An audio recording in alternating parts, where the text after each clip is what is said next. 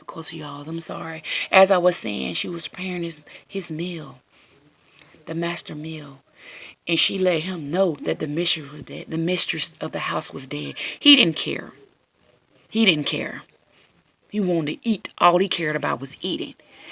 So, gal, you telling me you done with my meal? Yeah, master. I'm done with your meal. Come on. It's just like you like it. I got it spread out for you. Come on, master. I take your boots off, rub your feet while you eat. So, master came in with his shoulders all back, his head in the air, and sat down in his favorite chair and put his dirty boots on the table, making dirt come all on the table. But the midwife dared to tell him to take his feet off the table. She brought his food and put it on the side of his feet, brought his feet down and brushed the dirt off the table, took his feet off and got down on her knees and started taking his shoes, taking his socks off and rubbing his feet. Just rubbing him out the feet. He brought the food to him. He stirred the grits around, prayed to his God. After he just gave Ernie to the white folks to be killed, tortured, whatever you want to call it. But he still had the nerves to pray to his God. As I was saying, he stirred his grits up, blowed on, put some on a spoon, blowed on it, brought it up to his white pink lips, ate. Always good as usual, gal. You was worth the money, gal. You was worth the money, gal, he said. Kept eating, broke his eggs up, mixed them in his grits, ate. I knew you was worth more than just laying down, gal. You still got it. He ate, chopped his ham up, mixed it up in his grits and eggs, and ate. Threw his head back. The poison started rising up to his throat. He started coughing. Blood. Oh, blood. It spitted on his grits. What you do, gal? What you do? What you do, gal? He didn't say anything. She didn't say anything. She just kept rubbing his feet and looking up at him.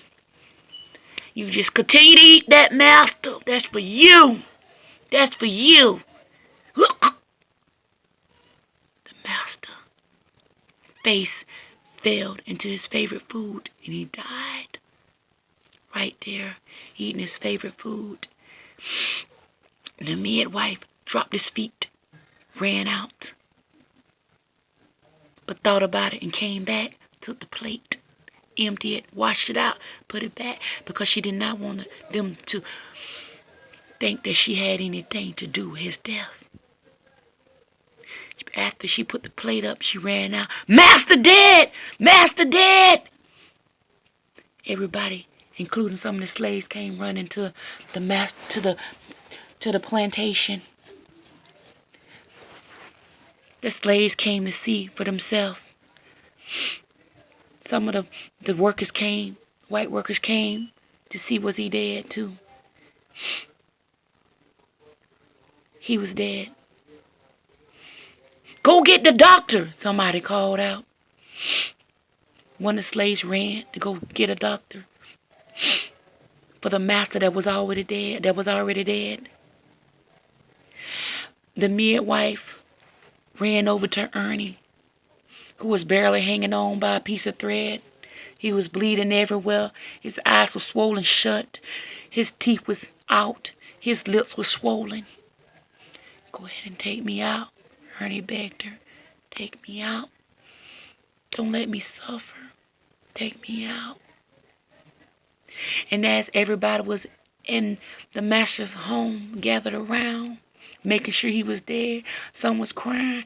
Some was secretly laughing because he couldn't stand him because he was cruel. The midwife sat Ernie up in her lap, placed her arm around his neck, and took him on out took him out.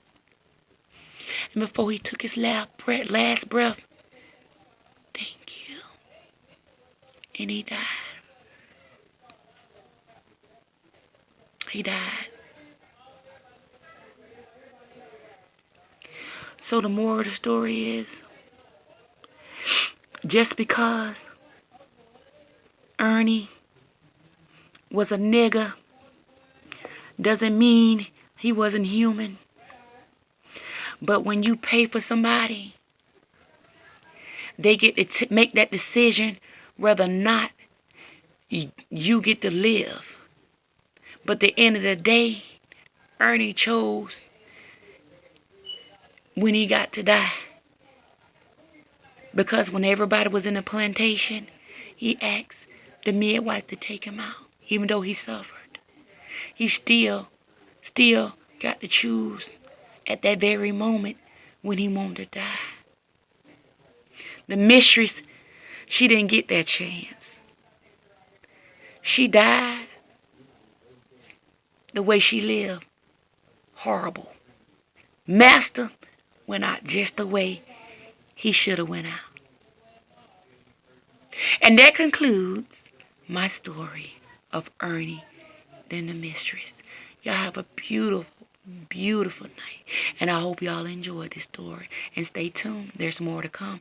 Y'all go to my page. Here's Mango. One word. Like, share, and subscribe. Y'all have a beautiful night. Bye.